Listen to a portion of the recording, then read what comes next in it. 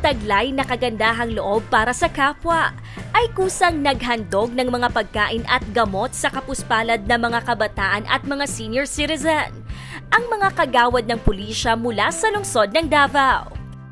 Sa ibinahaging post ng Davao City Police Office Facebook page noong May 30, 2025, masayang nagsagawa ng gift-giving activities ang grupo para sa mga kabataan sa CIC Balay Dangupan at sa mga katandaan na namamalagi sa Kosu John Home for the Aged at Dragon Compound sa Barangay Buhangin. Pinangunahan ni Acting City Director Police Colonel Hansel Marantan ang pamimigay ng mga bigas, canned goods, grocery packs, mga gamot at mga pagkain.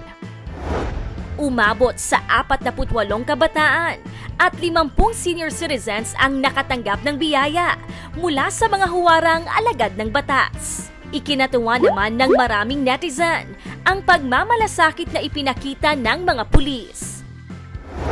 Maging ang Good Morning Kuya ay sumasaludo sa lahat ng miyembro at mga opisyales ng Davao City Police Office dahil sa kanilang kahanga-hangang ginawa na talagang masasabi nating something good.